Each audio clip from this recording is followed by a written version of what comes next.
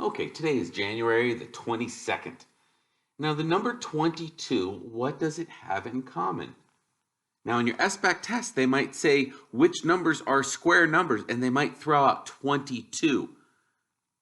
If somebody knows why they would put wrongly the number 22 to try to trick you to think that 22 is a square number, put it in the comments. I think it would probably be because they would think, oh, 11 plus 11 is 22, and their knee-jerk reaction would be to put it. But remember, a square number is multiplying. So actually, 11 squared would be 11 times 11, which is 121. Okay? But today we have 22, which now we know is not a square number. What is it? A prime number? No, so it can't be orange, or it can't be a trapezoid. It's not a square, so it's got to either be blue or yellow. I think we learned last time that blue numbers were all of the numbers that were composite, meaning they had more factors than 1 n itself, and they were even.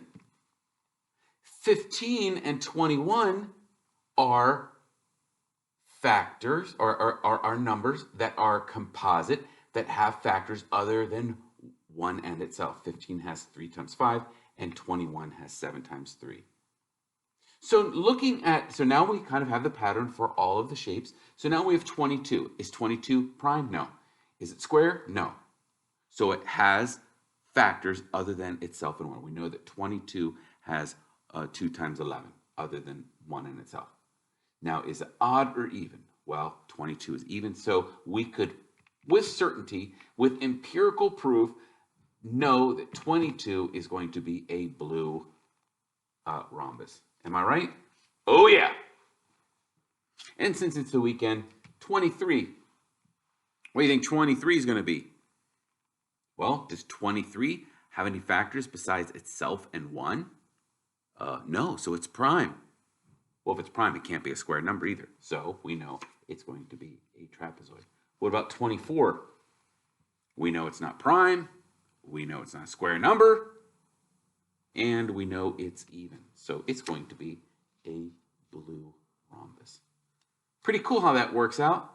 At the beginning of the month, we really didn't have any understanding of the pattern. And now we could keep going to infinite numbers and know, like 131. What would that be?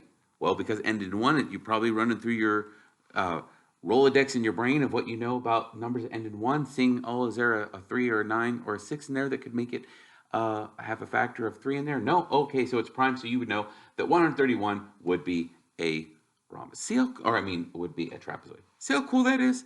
And hopefully your understanding of these shapes and the vocabulary will be something that you will be able to carry with you that will help you in your math for decades to come.